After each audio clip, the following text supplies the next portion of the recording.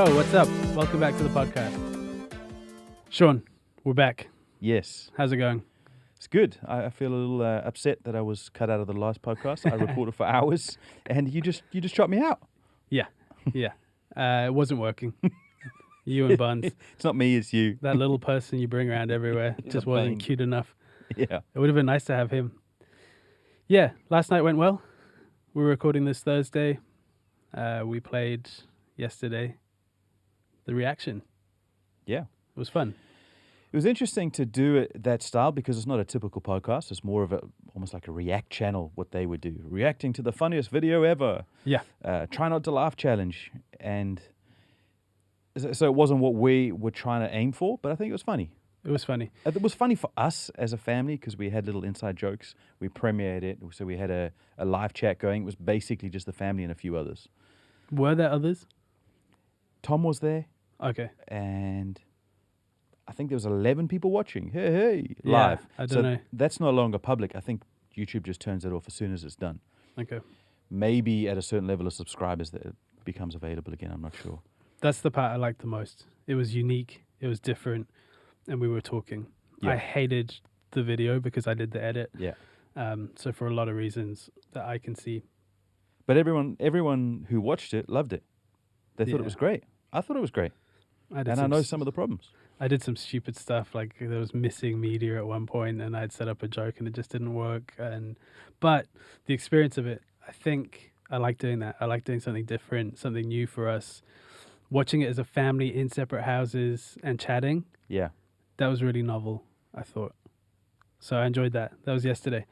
We were rivaling David Blaine's Ascension. Yeah. He had a couple more than 11. I think he was at about 1 million. Oh, so a few more. Just a few more, yeah. Did you catch any of that? I watched immediately after we watched our little thing. I watched maybe 5 minutes and then Sammy was dancing or something. Oh, okay. So what is that all about? I saw some balloons. I don't know all the background, but I tuned in after us and he was getting prepped. So they were putting on wireless mics and receivers, altimeters. They had all this gear under his vest. Then they wrap him up and he gets attached to these huge, I think they're helium balloons. Yeah. And he's got ballast in his pockets. Anyway, they do a whole stupid thing. There's some shaman giving him a chant and blah, blah, blah, blah. All the magic element Just of it. milking the magic. And then he's holding onto these balloons. It's kind of odd because they drag him to the runway and he's kind of already floating. I think in his mind he wanted to just kind of be stepping and then float out, but it was a little bit more awkward. So he's standing there. He's hooked up to these things. So he's not holding on. He is holding on, but he doesn't need to. I think there's He's something in harnessed. his arm that he's harnessed to it. But it's not an obvious harness. No. Oh, so it's supposed to look like he grabbed on, like the movie Up or whatever, the kid Yeah. with the balloons. That was the whole spiel behind it. Was we've seen this and it's been a childhood dream and all that stuff. Right. And he tied in the daughter. He really hit the daughter heavy with it. Okay. They cut to her a lot. So anyway, he's standing there. He goes up. I think he got to 25,000 feet. So That's like airliner flight. he kept calling it Class A restriction or something. Okay. So they needed to be in contact with the FAA for him to be allowed to do that, Right. which is incredible. He does like this Wim Hof breathing that Esther talks about, where he purges CO2 from his body so he doesn't go into hypoxia, which is, when you don't have enough oxygen, then you get delusional, not good if you're that high in the air. Anyway, on his way up, he gets the parachute down from the balloons, puts it on. So he's going up without a parachute on. You didn't know that part? No idea. Yeah. So the parachute's hiding in between the balloons. He has this little pulley system. So he rigs it down, puts it on, keeps going up. Then they bring down the oxygen because his guys said after 20,000 feet, you have to. Right. Even though whereas- he probably claimed he could do it. Yeah, well, he was still at 96% oxygen, which is crazy. So his friends went down to like 70% oxygen at 15,000 feet or 18,000 feet. Wow. So he was purging, and you can see him in the video purging out the CO2. So there's a camera facing him as he's ascending. Yeah, he's got two cameras attached to the whole balloon rig. He's got a little camera here. They've got a helicopter circling him. They've got a plane circling him. Surely a helicopter can't get that high. The helicopter follows him to about 15,000 and then Okay. has to drop off. Then he does the last bit with oxygen, cuts loose, skydives down. Falls down. Yeah. And then opens at like 7,000 feet. So that was pretty cool. So I started watching from the end of the prep. They had Marques Brownlee from all the tech videos and stuff. So he was kind of standing around asking questions during all that nervous, tense phase. I saw a little bit of him talking. He seemed a little excited, but also a touch nervous. Yeah. It's interesting. It's not like anything else David Blaine's done. Everything else is full magic. He's don't done know what's going on. Underwater experiments and catching bullet and all that stuff. To me, those all seemed like magic. Okay. There was showmanship and everything. This just seemed like it was really behind the scenes. I mean, you saw them hooking up these wireless mics. Okay. That's not a magic show, right? It was all very technical. And he kept saying, I'm not in control of any of this stuff. That guy's in control of this. That guy's in control of this. So it's not like any of his other stunts where he's the mastermind. Huh. So it was bizarre. But once he was in the air, I screenshotted it to Charlotte, and she started watching, and she watched the dive with me. So we were messaging each other back and forth when his chute opened. Because in the back of your head, you think magician.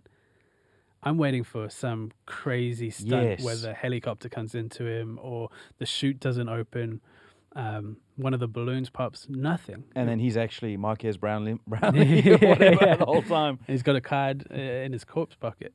So nothing happened. It was just, that was the stunt. It kind of reminded me of, did you see the guy jump from the stratosphere for Red Bull? Yes. Yeah, he went up really high. But he had oxygen and all sorts, didn't he? Yeah. But it was essentially that kind of stunt where you see the behind the scenes. It's all the prep. They go to the interviews. So it was more newsy. More Darren Brown. What's his name? Darren Brown. Darren Brown when he shows you what's actually going on.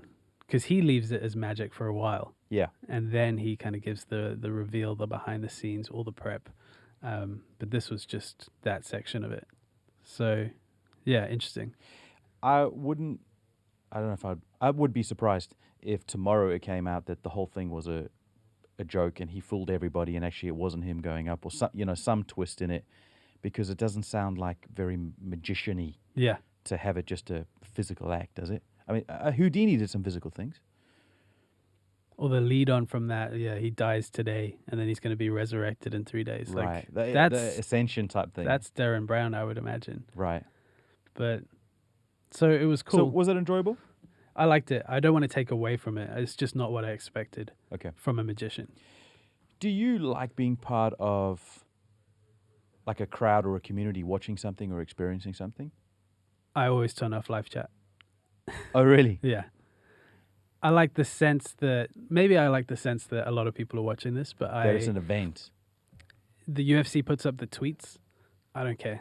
I'd rather they didn't put up the tweets. I don't care that someone else is watching it. With live chat, I always turn that off. No, not for me. What about you? Well, I would think that there's an element of you enjoying that, and that's not an accusation or whatever, just an observation, because you just downloaded the new Microsoft Flight Simulator game. That's the new, like, all the rage at the moment. Yeah. And you're enjoying that, but and I know because also myself, also enjoying the fact that the big streamers and a lot of people are playing that same game all at the same time. Yeah, there's a bit of buzz around it. There's a couple of components in there. I didn't download that because I wanted to be part of the group. I downloaded that because I hated how bad the streamers were at it. It you annoyed me better. So much. That's funny. That I got on and I just had to learn how to do it, and I did, and now I'm not that fussed about it. So you're done. There's a cool thing if it's in the zeitgeist and people are doing it, that you can see and track where you are compared to them. Right. That you're all part of the same thing. I play Fortnite, which is quite embarrassing. But yeah, there's a lot of streamers that play that, and I've got friends that play that. So having that benchmark is fun. I like that aspect of it, the learning aspect, but I don't like doing something just because other people are doing it. Right. Does that make sense? Yeah, it sort of does. But I think there's two sides of the coin, because there is something fun about doing something that others are doing. Yeah. Like sometimes you'll walk into a room and someone's trying to do a stupid puzzle and you're like, oh, that's so stupid. And then 5 minutes in, you're in with them, trying just as hard as they are to solve the thing. Yeah. Because there's some sort of community involvement to it. Yeah, but there's a difference. Like, if I'm in the room with someone, for sure, I'm into the community aspect. But the digital community, You don't care. I don't care at all. Okay. I like knowing the stories and knowing what's going on, but I don't feel like my voice has to be subject to that or like a part of that. Right. I'd rather, Stephen Fry says everyone wants to be a part of the tribe and a part from the tribe. And I feel much more in line with apart from the tribe. You just pop in every now and again. Yeah, of course you need your place in your tribe, whatever tribe you select to be in. But I do like that, being apart from doing my own thing. So yeah, with those streamers, with podcasts even, I like knowing what's going on, but I don't feel like I would ever comment. I've never commented on anything. Really? On a YouTube video or something? No, never. I think I've commented on our Whaley videos because it's really like saying it to you in a WhatsApp. It's the same thing. But as far as anyone else's content, have you? Twice. Once for Jordan Peterson and the Get Well video, like he's still alive type thing. And I was just like, I'm so happy you made it through. Well done. Which that was the comment from everybody. Yeah. And maybe one other thing on something that was cool. For me, that's a like. That means I'm really feeling emotional about it. Right. Yeah, that's like a deep thing. That's my level of participation. Whereas a lot of people are just typing away. Everything they see, they're just typing away. And they just splurge their opinion on every page they can. Which I don't think is always a helpful thing. Do you read them? If something's interesting to me, it's like it compounds the interest to go and read comments. Yeah. And then to see the little micro arguments that start to happen, because the internet is so toxic. Like you have to go anywhere on the internet, you just got to understand it's a toxic benchmark. Yeah. And then when you have that understanding, it's really fun. It's really fun to read some of the stuff. Just the worst representation of humanity. Yeah, 'cause everyone's behind a screen. It's nothing's personal. But it is fun to delve into really that. Fun. Two of the guys that I like watching, the young guys, which I know you've watched a little bit too, is Cody Ko and Noel Miller. Yeah. And they'll do parody videos or mixtape videos on some internet celebrity or some entrepreneur who's like really into himself. Yeah. And that's really funny because they find a funny angle and they just double down on it. It's hilarious. But then every now and again, or actually a lot of the cases, those very people they're taking the mick out of will contact them and they'll do a follow-up video. They actually get involved in the process. So these people become, not becoming, but they already are self-aware and they join in on the joke and they extrapolate the joke. And I think that's hilarious. That's great. That's really, so that's part of that internet culture where you can say what you want, but then in person you're much nicer and people sort of understand that's the way that it works. Some sort of online persona is separate from how you would be in real life. Yeah. And it's okay. Like it's okay that you're a little bit horrible to me online because I know when we're in person, it'll be fine. That might be the norm. I've seen some fighters, there was Korean Zombie and Brian Ortega. Right. Where Korean Zombie and his team thought they were doing exactly that. The persona were just hyping it up. But Brian Ortega did not think that way. And he ended up punching the guy in the face during a UFC, just in the crowds. He went over to the guy that handles the YouTube and the Instagram and everything, and just knocked him out, and then walked away. So I think for didn't even get paid for it. Yeah, for some people, I think it is the norm. But then there's some people that still live in reality. Yeah, I think the best person for that is Conor McGregor. Yeah, he is the hype generator. He doesn't have to fight for 3 years, and he can still generate the most hype with one little tweet, one little comment. Yeah, the problem with that one is, as audience, who we are, we never see. I don't think I've ever seen the real Conor McGregor. I've only ever seen the hype machine. Right. Because as soon as that camera's on him, he comes alive. And I think we have seen the real Conor. It's immediately after a fight. Whether he's won or lost, I think that's real. Yeah. Because all of that adrenaline's gone, and now you see him actually being respectful and good fight. You did well. Like he knocks Jose Aldo out in 13 seconds. Amazing fight, been hyped for years, gets the belt, and he's like, you fought well, you know. Again, for the most part, I think you're right, but there's a clip which we might play that will show you that that's not always true. Really? With Conor. Oh, the Khabib. I'd just like to apologize. For absolutely nothing. He's still on it at that point. Because he's thinking about the next fight. Yeah. That's what I loved about him was it seemed like when he was going on the rise, he was always focusing on the fight and the next fight. Yeah. Like he knew what the next thing was. And when he got the first belt, the next thing was all the belts. And I've watched other champions who haven't done so well. They win the belt and they're like, what's next? Well, I'm just going to go home and I'm just going to relax and I'll chat to the team and see what's next. And it's like they haven't thought beyond that first fight. Yeah. But he was always thinking, here's a track here that I'm following. I'm trying to get to that point. Actually, I want to be the boss. I want to own a piece of the UFC. Okay, I have to do this and then this. So the second he got the step 1 done, he's already on to step 2. Like in the post-fight conference, he's talking about step 2. Yeah, a lot which of are always fighters respected. They miss out on that opportunity. Yeah. Because it's one of like the 3 main opportunities you have to wow the crowd, right? The walkout, the fight, and the post-fight. Right. That's the only time you have. And I think Conor highlighted that element. I mean, obviously he can fight. He's a very good fighter. But he highlighted the walkout and the preamble and then afterwards as well. And so other fighters have started to dress Everyone with suits. stepped their game up, yeah. But not all fighters have distinguished between those two personalities. Right. That YouTube style, this is just a joke. Yeah. And Khabib hasn't distinguished between those. He's old school. Yeah. Because he was saying that to Conor as he's hitting him in the face. It's just business. Just business. Jeez. That guy's scary. Very scary. Very scary. We're back. I just had to go pee quickly.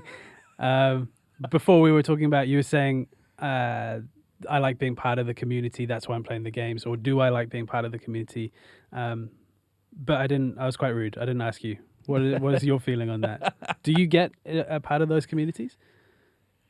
I remember at school having exams coming up, and we would go for a study group at my mate's house. I don't know if you remember Michael Marks. Genius, right? Yeah, he was very, very, very clever. Weird guy as well. He used to wear like a coat with tails or something like that. Was that another one of your friends? They were all a little bit quirky in different ways. Top hats, and imagine like Clockwork Orange.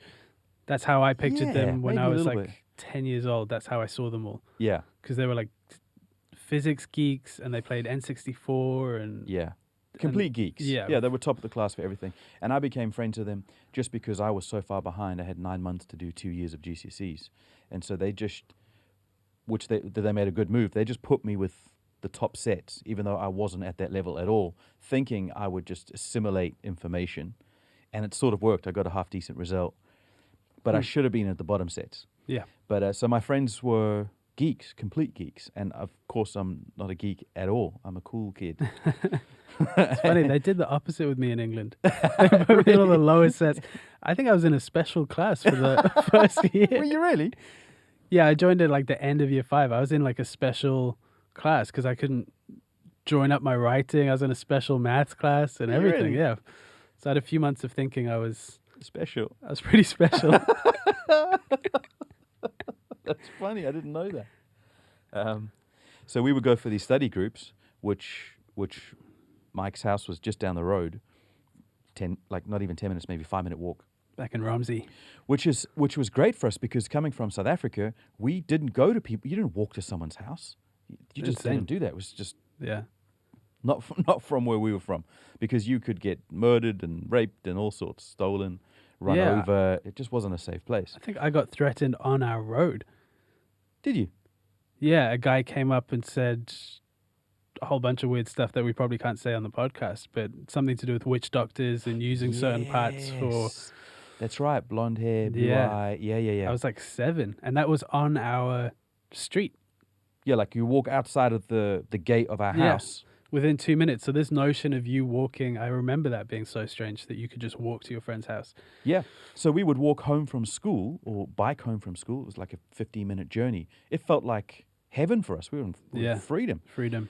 And so our friend's house was not even 5 minutes down the road, and we would go and study for our GCSE, so that's school leavers, for anyone who doesn't know, in England.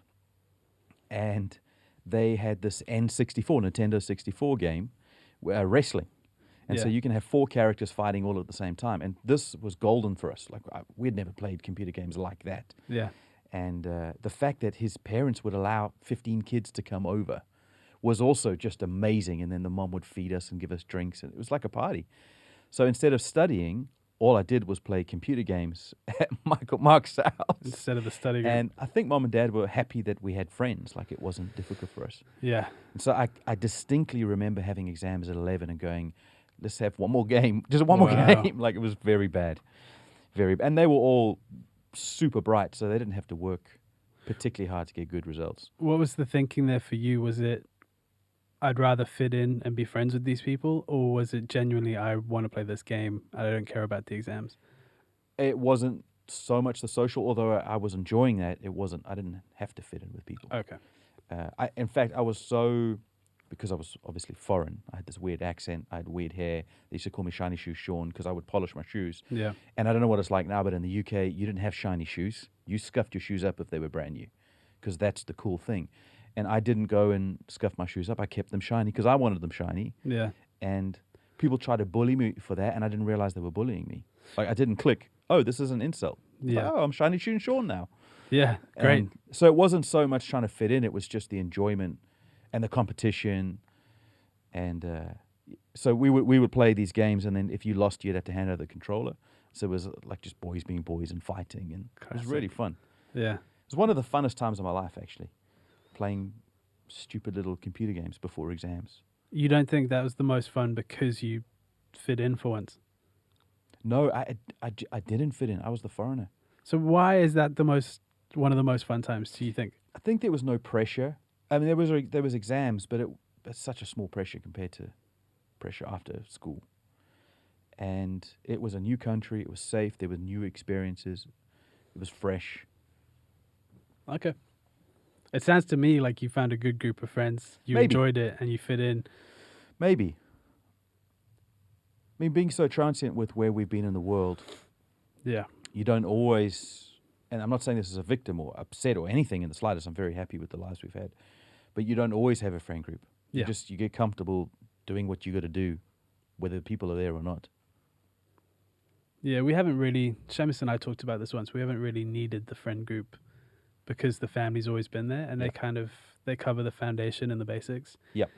Especially having brothers, you got someone to do all that kind of fun gaming, fighting, all the things that are kind of fundamental to who you are is already supplied. Yeah.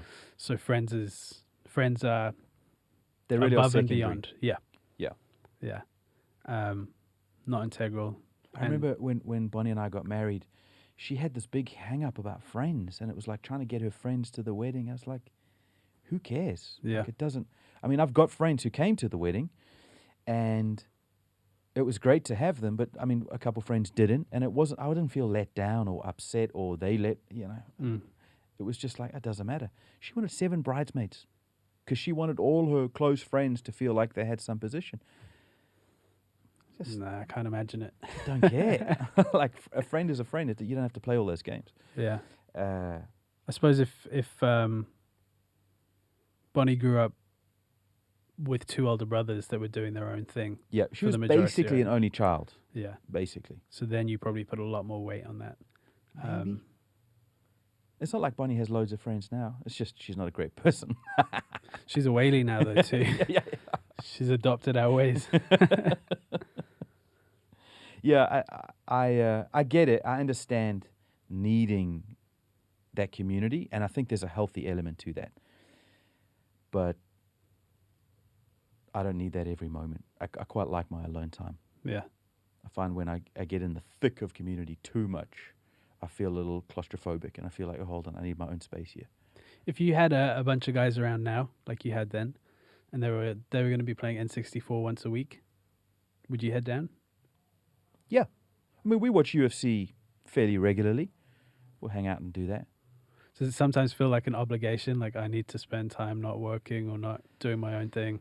It's not an obligation towards the community because I'd never be friends with people who need to be friends with me. That's the Groucho Marx comment. Yeah. I'll never be part of a club that would That accept me as a member. Yeah. So it's that weird paradox. But I do feel an obligation to my own health to take time out, and that's the best excuse. Yeah. Not that it's That's how I meant it. I never feel like you're obliged to us. But to yourself, it sometimes feels like you're arguing with yourself to just go and do the thing. sports like that for me because I love sport, but I've pushed it down on my order of priority. So every now and again, when I have got more sporty, we would play squash or go for runs or whatever. I would, okay, I'm going to go and do this now. I don't really want to do it right now, but I know I'll enjoy it once I'm in the process. Yeah. You owe it to yourself. Yeah. You've been working out a lot lately. I owe it to myself. I know it doesn't look like it, but... It doesn't, hey? I think I'm getting fatter at the same time. Yeah. No. Yeah. You're still doing keto? I'm still doing keto, but I've torn four pairs of shorts in the last couple of weeks. Really? Yeah. From squats or just being fat? From just being fat, I think. Which is bizarre, but yeah, I'm doing all these squats. That's muscle. That's muscle increase. Maybe. But with the fat still there, it just looks like fat increase. But yeah, I've been doing a bit of working out. Similar idea. It's actually Peterson, Rogan kind of inspired, where I'm just trying to kill that little bitch inside me and get the work done. Yeah, that's more David Goggins, right? Yeah, all of those guys, they just seem to be able to have that gear to persevere through the little complaints and I don't want to and that kind of stuff, and just go and do the stupid thing. Do you have a big capacity for perseverance? I'm building it. My capacity is growing. Like I've impressed myself with this. I haven't missed a day. It's been about a month now. You haven't missed one day? No. Wow. I wanted to miss last night, and there was a few weeks ago where I'd hurt my back and I wanted to miss it just to heal up, but I found some other exercise to do that didn't use the back that much. So in that way, I can verifiably measure that my capacity for not being a little bitch has increased. Like I'm able to argue myself into the situation. 10 o'clock at night, I'm just going to do it. Yep. And it's so stupid. If you think about it logically, you're just picking up heavy things. Like you can't get any more basic than that. But these guys that are smarter than me said it'll release certain endorphins. You'll feel better. You'll be more productive through the day, which is what I have a value for. Do you feel that result happening? I think I'm the most productive I've ever been in the last few weeks. But is that to do with the exercising, or do you think that's just other circumstances and that's giving you a capacity to push through? I think it starts with a mindset and a decision. I'm going to be productive. How are people productive? Okay, they work out, they eat right, they dedicate certain time, they plan, they're grateful. You write your little list in the morning like Tim Ferriss says. So none of those things are like really close to my heart, like I believe this so strongly. Yep. But all of those are things that I just begrudgingly am accepting. Smarter people than me have said this. I'm going to try it. And the result so far, like take this week, for example, the production level for us has been huge this week. Yeah. On some of the other projects we're doing. Yeah. I mean, we went and filmed yesterday, as well as premiered that thing that I've been editing for the last week, as well as teaching, as well as securing other deals, as well as bringing back a business that's been dead for the last few months. Yep. I mean, it's a lot of stuff. We're talking about all of those spinning plates within one day. So if I don't know, but I think that these guys are right, I'm going to use that to my advantage as well. Yeah. They say it's wise to dedicate an hour to that 3 times a week. Because I've lived my life at certain stages doing nothing for 20 hours in the day and then going back to bed, you know? So I've got that capacity too. So I might as well have a stab at this. Yeah. Like listen to the productive guys and at least apply their techniques, even if you don't believe them. Are you enjoying it? Are you enjoying the fact that you're just following a set of advice and it's working?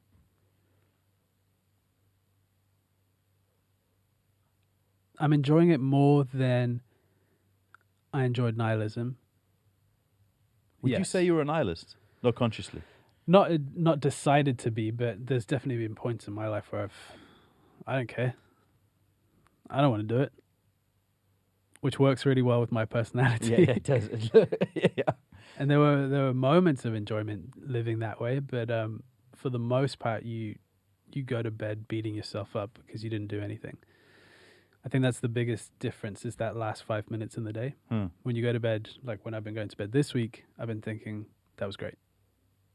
Or I got that done, which is such a better feeling than what are you doing with your life, which is my go-to. So, yeah, I think it's worth doing some of these things based on whatever you want to call it, wisdom, right? You don't know, but someone else said it and they seem to be doing well. Yep. So that's the only reason I'm doing the workout. It's not to get thinner or get really strong or anything. It's just because some guy said it's going to work. It's going to work for you. You're going to feel better and you're going to get more done. And so far, they're right. It's good. Which is not me telling people to do it. Like I've offered and said, you should come, you can come at the same time and work out with me. But I haven't said to anyone, you have to. Or you should. This will be really good for you. Some people need that. It's not my place to do that. Yeah. Not yet. I think often we get confused. We hear good advice. We adopt it for a day. And then we go around saying to everyone, this is what you should do. There's a scene in Star Wars in episode 4 where Luke's literally just heard about the Force. He goes onto the Millennium Falcon and he says to Han Solo, what, you don't believe in the Force? Really? And it's so indicative of how we are. It's like, it's so slimy, right? You've heard about this thing in the last day and now you're already having a go at people for not doing it. Yeah. I think we have a propensity to do that to everyone. So I'm not telling anyone what to do, but I'm following some other people's advice that told me what to do, and it's working. Yeah. So I think that's the most I would do is direct people towards that information. If they're interested. If they're interested. Yeah. Yeah. Yeah, there's a difference between preaching and then like just hanging out and chatting. Like, this is what I'm doing. Yeah. I don't think you should be guarded and not show anyone what you're doing because you've only done it once. But does that make sense? Yeah, absolutely. Absolutely. We've been on the keto thing for a while, and I think there's some advantages and disadvantages to it. But I remember when we first started keto, I was telling everyone, you got to do keto, you got to do keto. And I was right. I lost 22 kgs in a year. The end of that year, I lost 13 in 13 weeks. So it did work, and I knew it worked, and I knew the science was there. But the first couple of weeks, I'm telling everyone that they got to do keto. Yeah. It could have been terrible. And then I'm telling everyone to do bad things. Yeah. So, yeah. Yeah, we do have a nature in us to do that because something's working. I don't think it's always malicious either. It's just interesting to you and you want to talk about it and you tell people. It just turns into this. Because you've already convinced yourself from someone else and now you see someone else, it's like, oh, I should convince them too. Yeah. But, with keto, I made a point after a couple of weeks of going, I would never say do this. I would just say I'm doing this. If you're interested, I could. Here's the science. Yeah, here's the here's formula. a video even. So I had a couple friends who hated the idea that I was doing keto. They would argue with me. Really? Yeah. And I never said, oh, you're 100% wrong. This is amazing. All I would ever go is, oh, it's working in this way for me. Right. Now, if you wanted to try, we could try. And one of my friends who's a vegetarian actually tried keto vegetarian. And I said to her, I will also do keto vegetarian for a week. Oh, okay. To see if it's possible. Yeah. So we both did keto vegetarian, which was, she hated it and I hated it. You must have hated it. Yeah, it was the worst. It was so hard to get all the nutrients without just having a big old steak. Yeah. So from that mindset, you can get results from people that you would least expect to get. Results isn't the right word. You can get someone to be open to something. Yeah. If you're using that approach, and it might take longer, but it feels a lot better. Anyway, do you think this is interesting at all? I mean, the podcast in general, not that specific point. I don't know. I think it'll be interesting to us as a family. That's interesting. Whether other people find it interesting, the content itself, I'm not sure. But I think it's worth being exposed to things that aren't your natural defaults or things that you're used to. And I think that thought process or that open door is interesting. So you're talking to us in the future, watching this back. Talking to us in the future, but also I'm talking to anyone who like vaguely knows us or knows of us. No one else is. No, people who don't know us aren't subscribing. Why should they? But the fact that we're exploring ideas and trying different things and experimenting and thinking about, well, how do we carry those ideas and not push them on others? I think just that ideology is interesting. Whether it's right or not, I don't know. Yeah, I think I'd like to look back at that and go, oh, that's what you thought wisdom what an idiot. was. No, this is exactly, Yeah. You should be pushing your ideas on people. Yeah. If you know it. Yeah. Or you should be keeping them secret, not telling anyone until you've made the result that's big enough to start preaching about it. I wonder what the difference will be. I remember I worked as a waiter in Dublin. I quit the big job and all the banking and all the rest, and I went and worked as a waiter. And one of the chefs there, really cool guy, really nice guy, but quite closed and reserved. And I got talking to him one afternoon whilst we were prepping, and he said, "Oh, what music do you listen to?" And I often don't talk to people about music. It's just not my gig. I'm not a cool kid.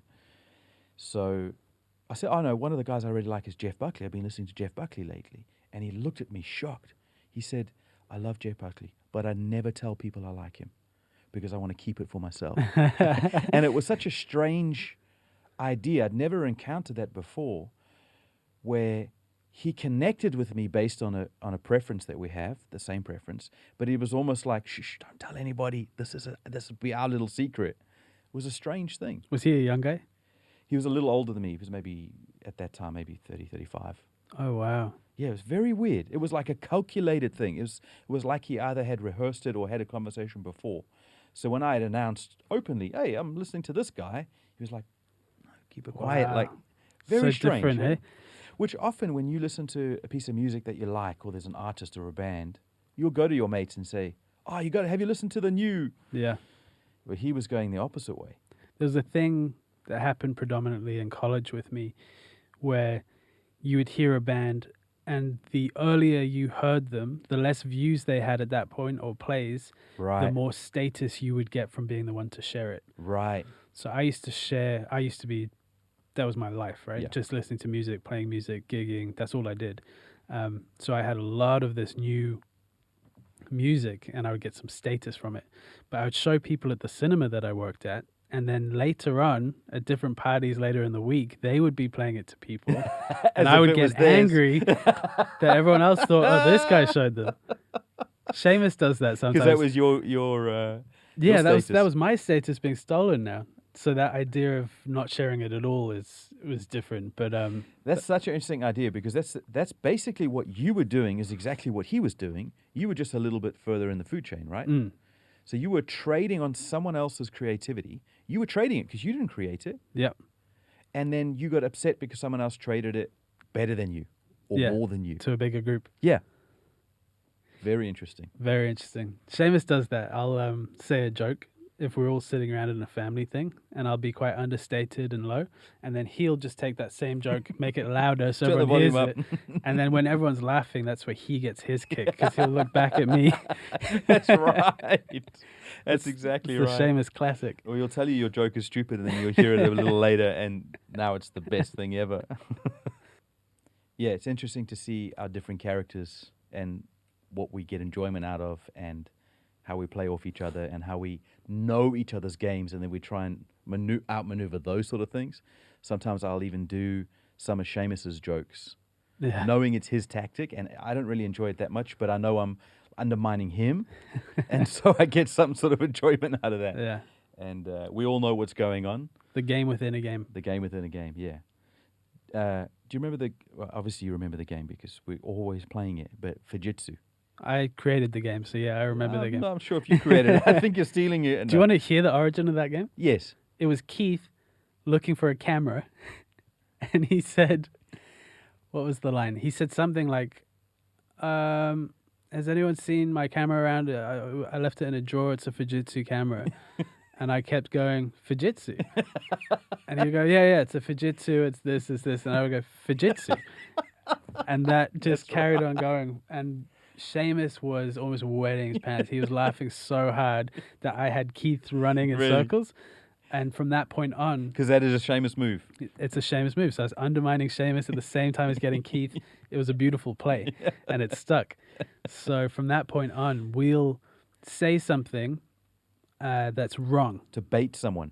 Yeah. To get a reaction that means nothing to us because we know the truth anyway. Yeah. And if we get that person to react, Fujitsu. Yeah. It's classic.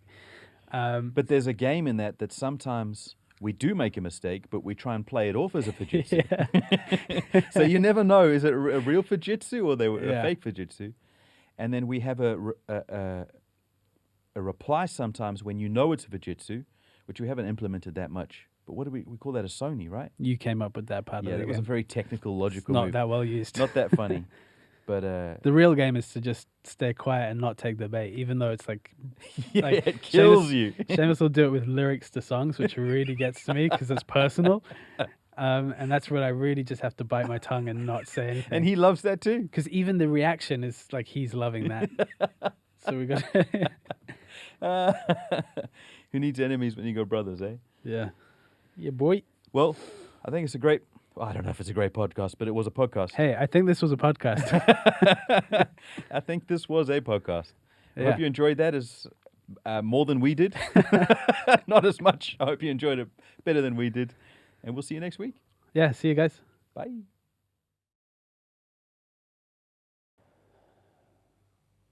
I don't want to be low energy. And I don't want to be fake. But I don't have anything to say. Do you think it would be brave of us to just do a podcast of saying nothing for an hour? That's so brave. I'm